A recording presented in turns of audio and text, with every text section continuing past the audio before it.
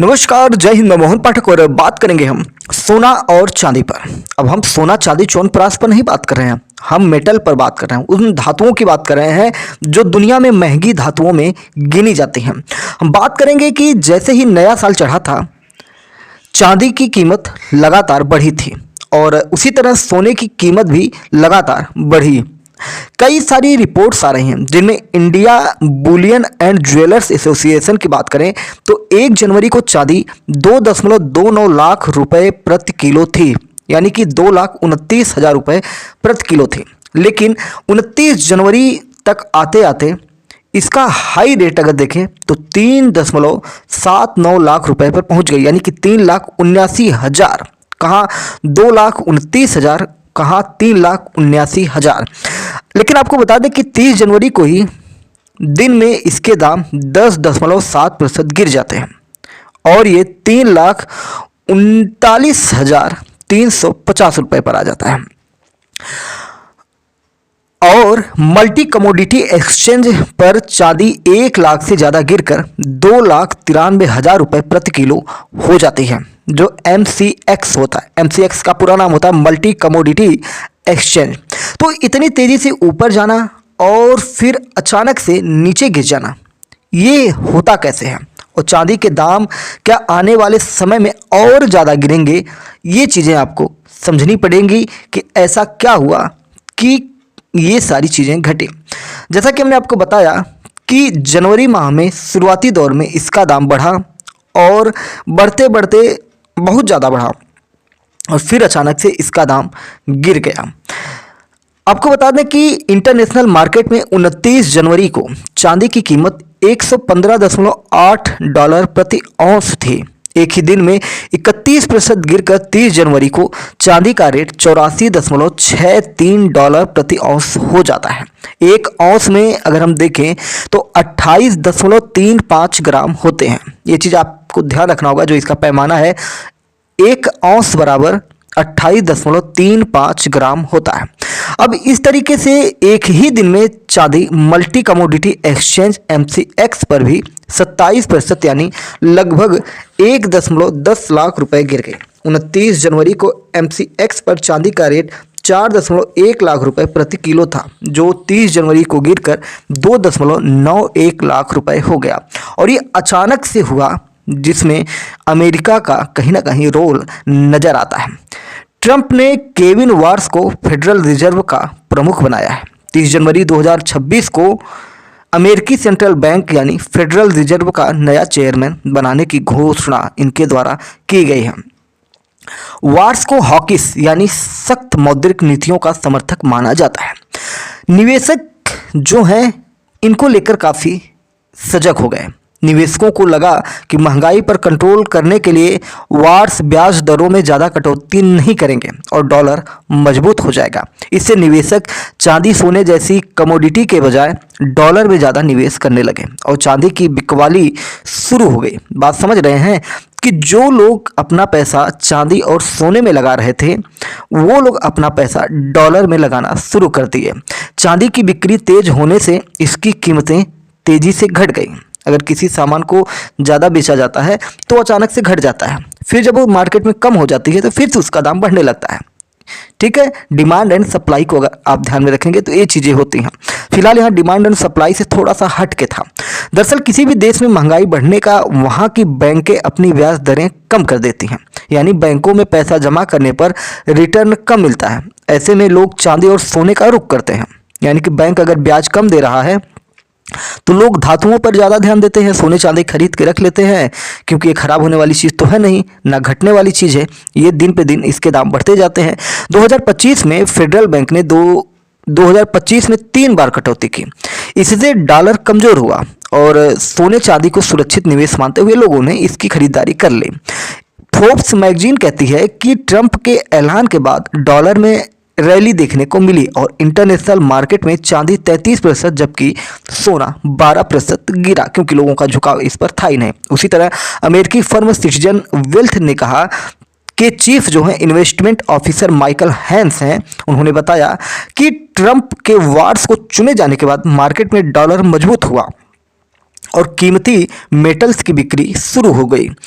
29 जनवरी को वायदा बाजार में चांदी की कीमत लगातार 5वें दिन बढ़ते हुए 4 लाख को पार कर गई थी। 21 जनवरी को 3.18 लाख रुपए प्रति किलो के बाद से सिर्फ 8 दिनों में चांदी की कीमत में करीब 29% यानी लगभग 1 लाख रुपए की बढ़ोतरी हो जाती है। इसके बाद इन्वेस्टर्स इसे अपना मुनाफा सेव करने का सही समय मानकर चांदी बेचने लगते हैं। यानी कि जब ज़्यादा दाम बढ़ गया तो उस समय चांदी को ये लोग बेचना, क्योंकि इतनी ज़्यादा कीमत 29% फायदा मिल रहा है किसी को, तो कौन लूटने वाला है। तो सब लोग बेचना शुरू कर दिए और चांदी की कीमत धड़ाम से गिर जाती है। यानी कि उस समय जिन्होंने चांदी खरीदी उनका पैसा कहीं ना कहीं फंसने की कगार पर चला गया। दरअसल जब किसी कमोडिटी के प्राइस अपने ऑल टाइम हाई पर पहुंचते हैं और कीमतें लगातार बढ़ती जाती हैं तो इन्वेस्टर्स को लगता है कि अब कीमतें कम होने वाली हैं। इसलिए अपना मुनाफा सुरक्षित करने के लिए इन्वेस्टर्स उस कमोडिटी को बेचने लगते हैं और इसे प्रॉफिट बुकिंग या मुनाफा वसूली कहते हैं। बात को समझने की कोशिश करिए कि जब किसी चीज़ का अचानक से दाम बढ़ता है और बढ़ते जाता है तो लोगों को पता होता है कि अब वो समय आने वाला है कि इसका दाम धड़ाम से गिरने वाला है, तो लोग क्या करते हैं, मुनाफा लेने के लिए उसे वहीं पे बेच देते हैं। यही काम यहाँ पे हुआ है, प्रॉफिट बुकिंग या मुनाफा वसूली कहते हैं। अमेरिका में सरकारी खर्च में कटौती करने के लिए काफ़ी समय से व्यापक शटडाउन की लगाए जाने की अटकलें लग रही थी। इसमें सरकारी फंडिंग रोक देने से सरकारी विभाग बंद हो जाते हैं। इससे इकॉनमी में डर फैला रहता है और लोग डॉलर को सुरक्षित निवेश के रूप में नहीं मानते हैं। 29 जनवरी को ट्रंप प्रशासन और सीनेट डेमोक्रेट्स में समझौता हुआ कि होमलैंड सिक्योरिटी डिपार्टमेंट को छोड़कर बाकी सभी सरकारी विभागों को सितंबर तक फंडिंग मिलती रहेंगी और इस फैसले से डॉलर पर पॉजिटिव असर हुआ। डॉलर इंडेक्स 1% बढ़कर 97 तक पहुंच गया और लोग सोने चांदी से पैसा निकालकर डॉलर में इन्वेस्ट करने लगे और चांदी के दाम गिर गए। पिछले साल चांदी के दाम कुल 170% बढ़े थे। इन्वेस्टमेंट फर्म केडिया एडवाइजरी के डायरेक्टर अजय केडिया और इन्वेस्टमेंट फर्म या वेल्थ रिसर्च एंड एडवाइजरी के डायरेक्टर अनुज गुप्ता बताते हैं कि दुनिया में कई प्रकार से सोने और चांदी को लेकर होड़ मची रहती है। बीते एक साल से इजराइल, ईरान, रूस, यूक्रेन सहित दुनिया के करीब 30 देशों में ये जंग या संघर्ष जैसी स्थिति है। इससे चांदी की कीमतों में तेजी आई है। दरअसल चांदी सोने की तरह सुरक्षित निवेश मानी जाती है। राजनीतिक तनाव की स्थिति में इन्वेस्टर सोने और चांदी में ज़्यादा निवेश करने लगते हैं। ट्रंप ने मैक्सिको, कनाडा और यूरोपीय देशों पर 30 से 50% टैरिफ लगाया। मैक्सिको दुनिया में चांदी का सबसे बड़ा उत्पादक देश है, तो ये यहाँ पे ध्यान रखिएगा कि चांदी का सबसे बड़ा उत्पादक देश क्या है, मैक्सिको है। 2024 में मैक्सिको ने दुनिया की करीब 23% चांदी का उत्पादन किया था। टैरिफ बढ़ने से मैक्सिको से चांदी की सप्लाई में रुकावट हुई और चांदी की कीमतें बढ़ने लगी। तो ये ध्यान में रखना है कि सबसे ज़्यादा चांदी कहाँ मिलता है, तो आपको मैक्सिको में मिलता है। दुनिया की चांदी का 59% इस्तेमाल इंडस्ट्रीज में होता है। इंडस्ट्रीज में प्रोडक्शन बढ़ता है तो चांदी की मांग भी बढ़ जाती है। सिल्वर इंस्टीट्यूट के डेटा के मुताबिक 2023 से 25 में चांदी की डिमांड 20% बढ़ी है, यानी कि 2 सालों के दरमियान।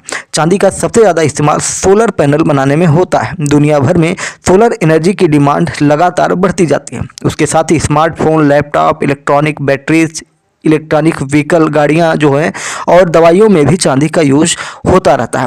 अमेरिका के सेंट्रल बैंक यानी फेडरल रिजर्व ने 2025 में ब्याज दरों में 3 बार में कुल 0.75% की कटौती की। इससे डॉलर लगातार कमज़ोर होता चला गया और चांदी की मांग बढ़ गई। दरअसल डॉलर की कीमत कम होती है तो चांदी खरीदना सस्ता हो जाता है, खासतौर पर उन देशों में जहां डॉलर में पेमेंट होता है। डॉलर कमज़ोर होने पर इन्वेस्टर्स भी डॉलर के बजाय ज़्यादा चांदी खरीदने लगते हैं। ब्याज दर में कटौती से उद्योग को सस्ते कर्ज भी मिलते हैं, जिससे उनका प्रोडक्शन बढ़ता है और चांदी की मांग बढ़ जाती है। आपको बता दें कि wealth and finance firm Pace 360 के chief global strategist Amit Goyal समेत कई एक्सपर्ट कहते हैं कि 2027 तक चांदी की कीमत करीब 60% तक गिर सकती है।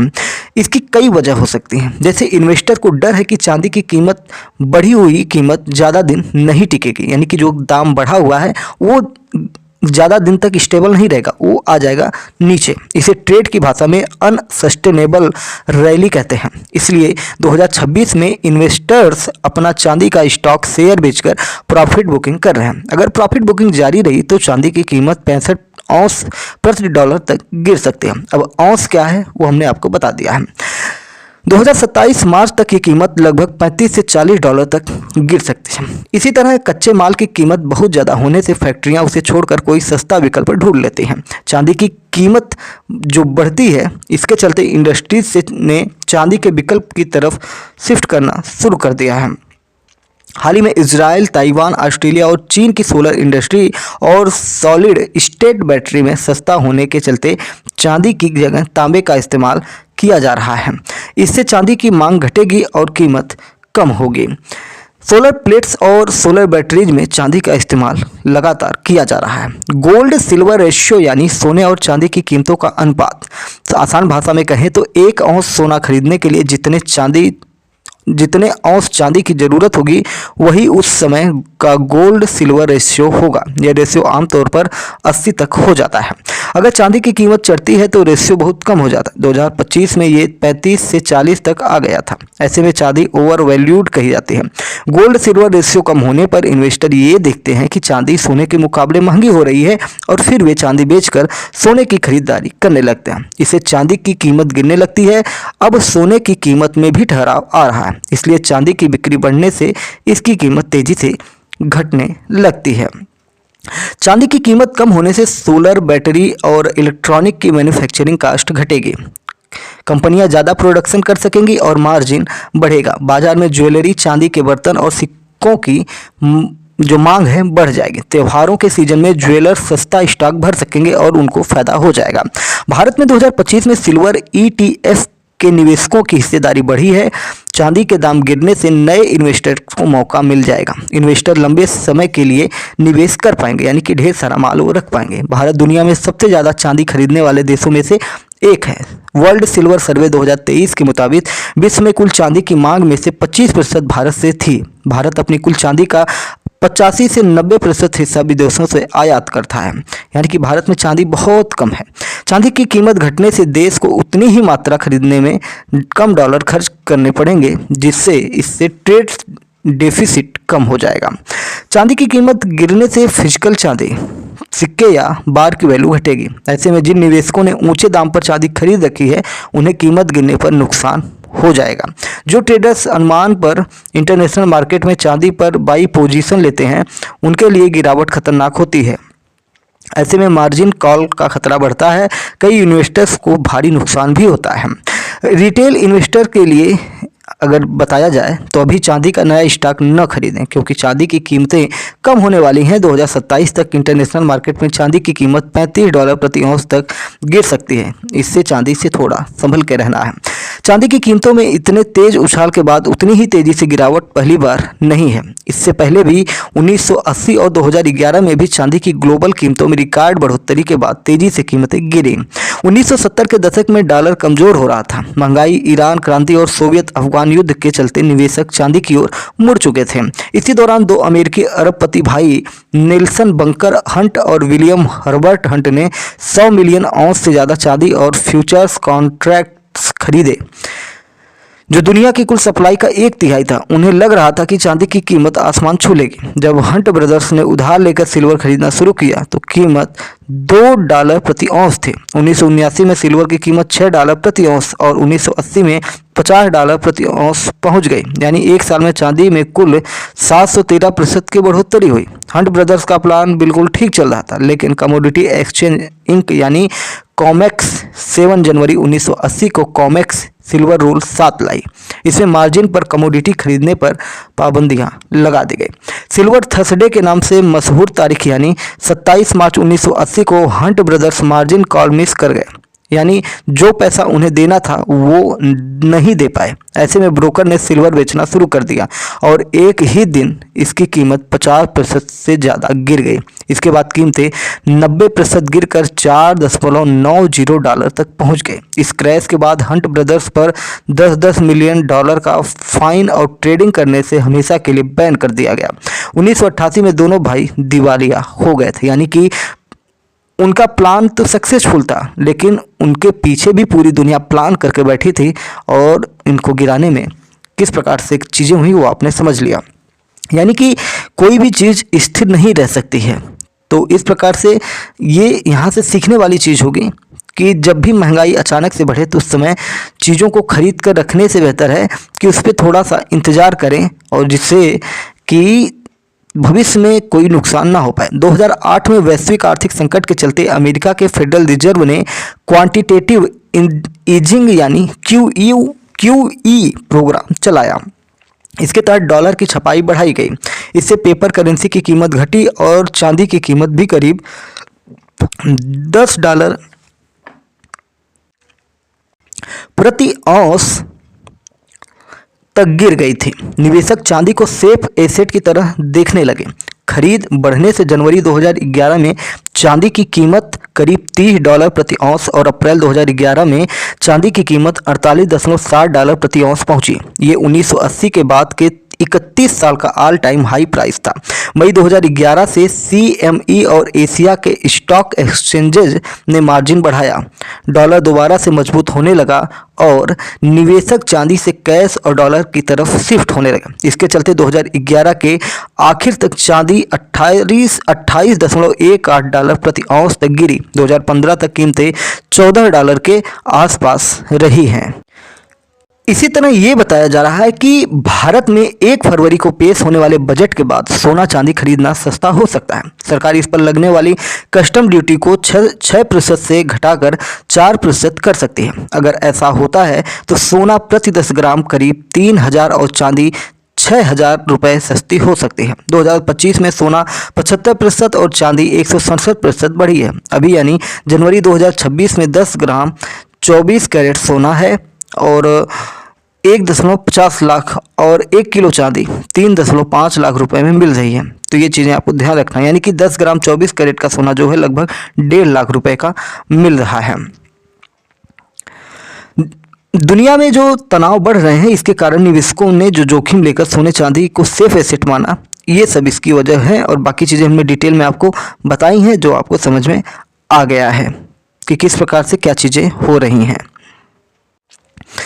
चलते चलते आपको हम बता दें कि सोने चांदी में निवेश के जो तरीके होते हैं, तो सोने चांदी में निवेश के 2 तरीके होते हैं। एक फिजिकल गोल्ड सिल्वर होता है और दूसरा गोल्ड सिल्वर ETF होता है। यानी कि फिजिकल गोल्ड सिल्वर जो होता है, भरोसेमंद ज्वेलर्स या बैंक से सोने चांदी के सिक्के या बार खरीद सकते हैं। निवेश के लिहाज से 24 कैरेट सोने को सबसे अच्छा माना जाता है। हालांकि इसे घर में रखने पर चोरी का डर रहता है। बैंक लॉकर में रखने पर अलग से किराया देना पड़ता है। वहीं गोल्ड सिल्वर ETF की बात करें तो इसके लिए आपके पास एक डीमैट अकाउंट होना जरूरी है। जैसे आप कंपनियों के शेयर खरीदते हैं, वैसे ही आप स्टॉक मार्केट से गोल्ड या सिल्वर ETF की यूनिट्स खरीद सकते हैं। यहाँ चोरी का कोई डर नहीं है और शुद्धता की 100% गारंटी भी हो जाती है। जो हमारे यहाँ बजट आ रहा है, उसको लेकर आपके मन में कुछ सवाल बन सकते हैं कि अगर बजट में सोना चांदी पर ड्यूटी घटा रही है सरकार, तो क्या हो सकता है। यानी कि सरकार सोने की स्मगलिंग रोकने के लिए ड्यूटी घटा सकती है। फिलहाल 6% इंपोर्ट ड्यूटी और 3% GST को मिलाकर कुल 9% टैक्स बैठता है।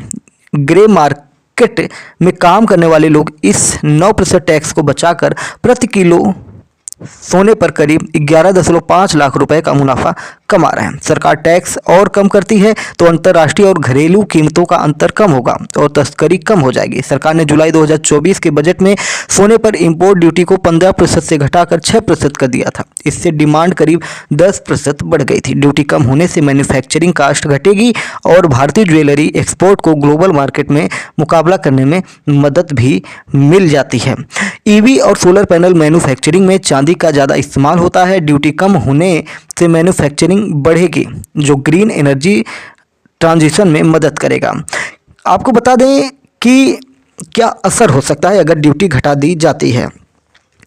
तो कुछ एक्सपर्ट्स का दावा है कि अगर आपको निवेश करना है तो हर महीने थोड़ा थोड़ा इन्वेस्टमेंट सही रहेगा, यानी कि ज़्यादा एक साथ नहीं करना। इससे रिस्क कम हो जाएगी और लॉन्ग टर्म में फ़ायदे की संभावना बढ़ जाएगी। Investment information and credit rating agency ICRA की जो ग्रुप हेड किंजल शाह हैं, वो बताती हैं कि अगर ड्यूटी और घटती भी है तो उसका असर थोड़े समय के लिए ही रहेगा। ऐसा इसलिए क्योंकि सोना चांदी की कीमतें अंतर्राष्ट्रीय ट्रेड से ज़्यादा प्रभावित होती हैं। जुलाई 2024 में जो कुछ हुआ वो आप आपको मैंने बताया, जैसे कि 9% ड्यूटी कटौती से घरेलू कीमतों में 5% की गिरावट आई थी। इससे ज्वेलरी की बिक्री 10% बढ़ गई थी, लेकिन अंतर्राष्ट्रीय कीमतों में आई तेजी ने इस राहत को जल्द ही खत्म कर दिया था। ज्वेलरी की बिक्री में भी करीब 10% की गिरावट हुई थी। 6 बड़े देशों के सरकारी खजाने से भी ज़्यादा सोना हमारे घरों के अंदर है, यानी कि भारतीय परिवारों के पास सोना 34,600 टन है, जिसकी कीमत देखें तो 500 लाख करोड़ है। यह भारत की कुल जीडीपी से भी ज़्यादा है। औसत हिस्सेदारी की बात करें तो 25 ग्राम सोना हर भारतीय के हिस्से में आता है, यानी कि 140 करोड़ की आबादी के हिसाब से ये देखा जाए तो 25 ग्राम सोना प्रत्येक भारतीय को मिल जाना चाहिए। तो ये चीज़ें आपको समझना चाहिए। अमेरिका, जर्मनी, इटली, फ्रांस, रूस, चीन, ये ऐसे देश हैं जिनके पास सबसे ज़्यादा सोना है। कुल अगर हम बात करें तो इनके पास 20,971 टन सोना है और ये बड़ी चीज़ें हैं। 300 से ज़्यादा नई ट्रेनों की घोषणा की आस लगी हुई है लोगों की। कल के बजट में 1 फरवरी को जो पेश होगा, कल जो भी बजट आएगा उसको हम आपको बताने की कोशिश करेंगे। हो सकेगा तो कुछ कटिंग्स भी आपको हम रील्स के माध्यम से भेजने की कोशिश करेंगे। तो कल जो भी होगा वो हम आपको डिटेल में बताएंगे। चैनल पर नए हैं तो MPS हिंदी पर आप बने रहिए। चैनल को सब्सक्राइब करके daily current affairs news analysis के लिए हमारे साथ जुड़ जाइए। जय हिंद, नमस्कार, भारत माता की जय।